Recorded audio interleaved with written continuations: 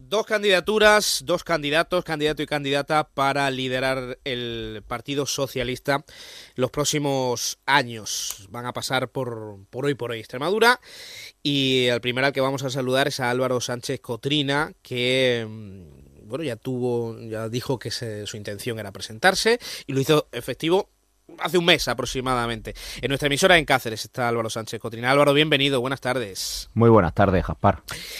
Criado en Salorino, nacido en Cáceres, alcalde de Salorino, y te he escuchado muchas veces hablar de municipalismo. ¿El PSOE se ha olvidado del municipalismo en los últimos años? Seguramente no, pero hemos estado demasiados metidos en la gestión interna de las instituciones autonómicas y eso ha hecho que desconectemos con una calle que está pidiendo que sus políticos y políticas estén a pie de calle, precisamente, que necesitamos recuperar ese partido municipalista que nos llevó a grandísimas victorias a lo largo de toda nuestra autonomía. Y yo lo que quiero es recuperar eso, el estar a pie de calle, el decir que cuando estamos gestionando necesariamente también tenemos que tardar mucho en cruzar las calles de nuestros pueblos y nuestras ciudades, porque si tardamos mucho en cruzarlas es precisamente porque los extremeños y extremeñas nos paran para solucionarle problemas. Y solucionar problemas no es solo hacer una magnífica gestión en las instituciones, que por supuesto también, sino también atender a la gente, que la gente se sienta escuchada por sus representantes, que se sienta acompañada. Y a veces no se pueden solucionar los problemas de una manera rápida y directa, pero sí se puede escuchar a la gente y tener la sensación que nos preocupa el día a día de sus vidas. Y eso es lo que pretendo, una política de carne y hueso, una política que se parezca mucho a los ciudadanos de Extremadura. Siempre hemos presumido que el Partido Socialista es el partido que más se parece a la sociedad. Por eso no podemos olvidarnos de la sociedad. Siempre ha presumido el Partido Socialista, siempre se ha hablado de ese acercamiento, pero sí es verdad que después de cada uno de los últimos procesos electorales internos dentro del Partido Socialista, la queja, Álvaro, sigue siendo la misma de las casas de pueblo, de los militantes de las distintas zonas de Extremadura. Vienen, hablan con nosotros, les contamos nuestros problemas, pero luego tardan mucho en volver, tardan mucho los líderes, digamos, entre comillas, o las líderes del partido en bajar a la tierra. Te doy la razón, Gaspar, y además está muy bien informado. Es así. La gente muchas veces en las casas del pueblo nos dice que no puede ser. Eso que nos dicen algunos vecinos y vecinas también, que los políticos solo van a los pueblos y ciudades 4 días antes de las elecciones y luego si te he visto no me acuerdo. Pues lo mismo sucede en el ámbito interno. Yo no quiero aspirar a una candidatura que pueda ir en un proceso informativo de primarias, que podamos ir a ganarnos el voto y luego no volver por las agrupaciones locales. Creo necesario activar el debate interno. Es necesario porque las instituciones al final se nutren de las ideas de los políticos que las están presidiendo como consecuencia del voto de los ciudadanos. Y nosotros necesitamos activar el debate interno para hablar de las cosas del comer, para hacer oposición a la presidenta de la Junta de Extremadura y Partido Popular y Vox en este momento, porque ya llevamos 116 días sin gobierno y eso es una auténtica barbaridad, algo que nunca había pasado en nuestra región. Pero la oposición ha de trazarse como consecuencia de ese debate interno que tengamos de decir que queremos potenciar los servicios públicos, que necesariamente tenemos que hacer esa oposición en el Parlamento, pero también en los bares de los pueblos, pero también en los hospitales públicos, pero también en los institutos, pero también en los polígonos industriales. Por tanto, yo lo que creo es que tenemos que activar ese mensaje que nos dice la ciudadanía y fundamentalmente también que nos está diciendo nuestra militancia. Volved, ayudarnos a activar las casas del pueblo. Y esta es la candidatura de la ilusión, esta es la candidatura de la fuerza, esta es la candidatura que está escuchando a la gente en cada una de las agrupaciones. Por cierto, independientemente que esa agrupación tenga 600 militantes o que tenga 10 o 5.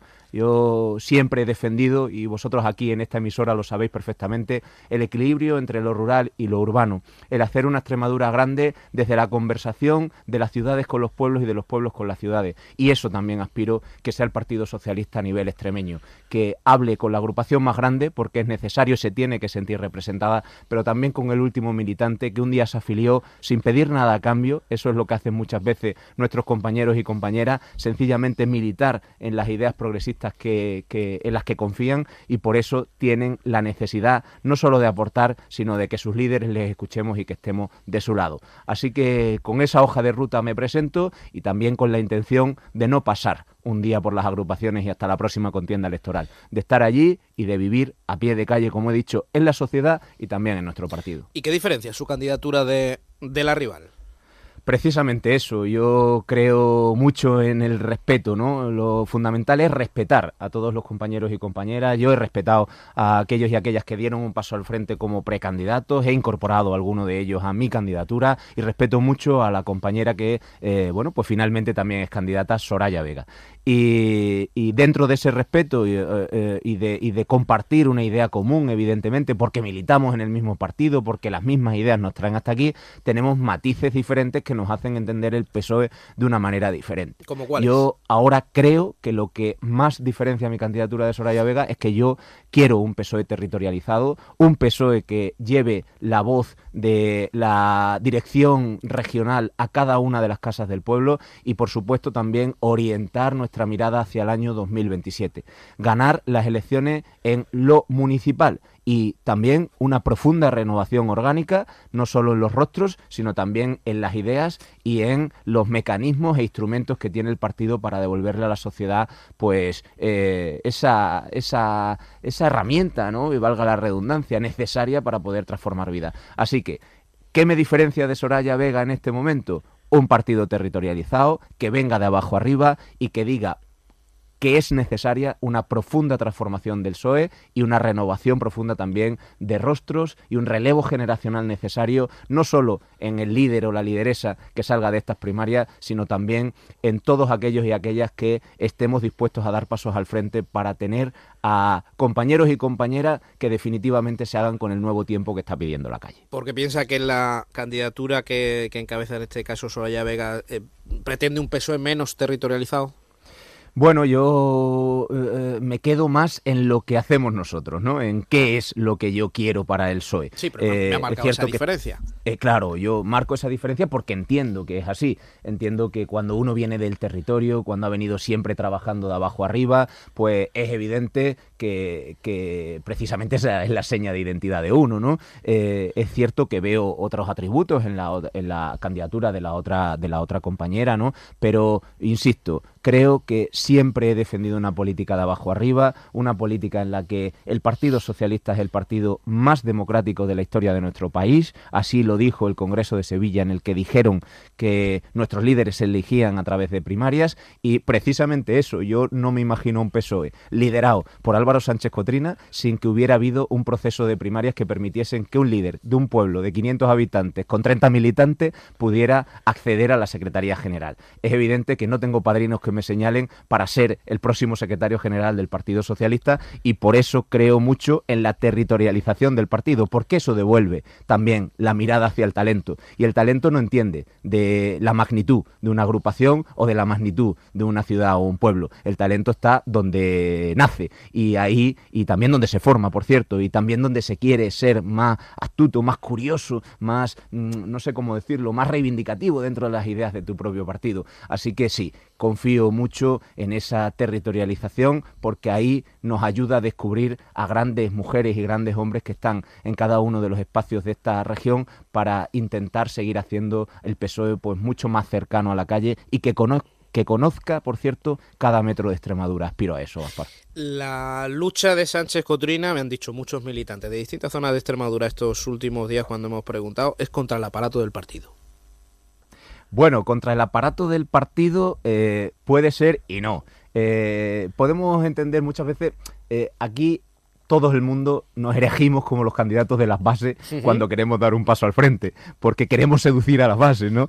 Y me hace mucha gracia porque dice, no, es que el candidato del aparato es Cotrina. Y hay otros muchos que dicen, no, el que realmente ha pegado un puñetazo encima de la mesa y ha dicho, oye, yo no voy a aceptar que venga ninguna candidata ni ningún candidato diseñado ni designado por una dirección interina o por una dirección nacional, es Álvaro Sánchez Cotrina. Pues sí, hay lecturas de todo tipo. El militante de base, Álvaro, cuando ve las fotografías, sí que ve más caras reconocibles. Por eso digo que cuando hemos hablado con militantes de base, sí, que quizá no están en esas fotografías, la inmensa mayoría, te digo, sí que nos dicen, bueno, es el enfrentamiento, ¿no? Un enfrentamiento en el mejor de los sentidos, que se me entienda, contra el aparato del partido, y del otro lado, pues es más la gente que ya estaba, que sigue queriendo estar.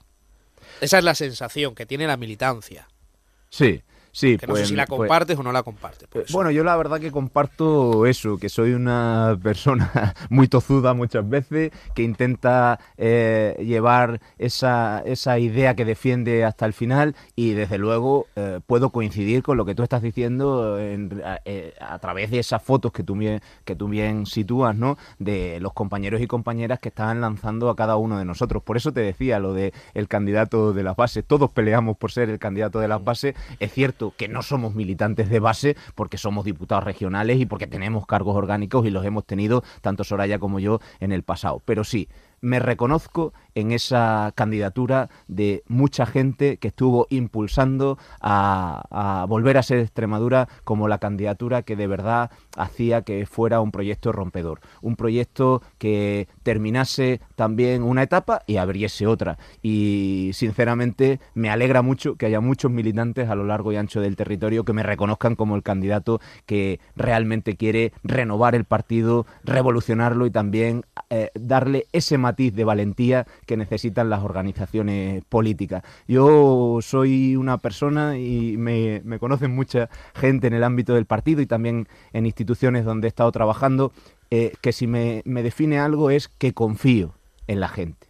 Y un líder que confía es precisamente ese que no tiene miedo tampoco al talento de otros compañeros y compañeras que puedan seguir sumando y aportando. Así que sí, soy ese tipo que confía en la gente, que confía en los proyectos y que no tiene complejos a la hora de poder decir que si una persona de cualquier agrupación de esta región confía en que uno pueda dar un paso al frente, necesariamente hay que darlo, y además hay que cargarse de esa dosis de ambición necesaria para poder liderar también el proyecto fuera del partido, porque sí, la conversación interna es muy importante, pero los 10.000 militantes del Partido Socialista no gobernamos la Junta de Extremadura y no transformamos vida. O trascendemos de nuestras propias siglas, o la verdad que no nos va a ir bien, y quiero trascender de nuestras propias siglas, y por eso me alegra que haya muchos militantes que me entiendan como el candidato de las bases, porque eso quiere decir que soy el candidato del pueblo. Unas siglas, un partido, Álvaro, que podríamos decir está en el peor momento político de la historia de la democracia en cuanto a resultados, con el peor resultado hace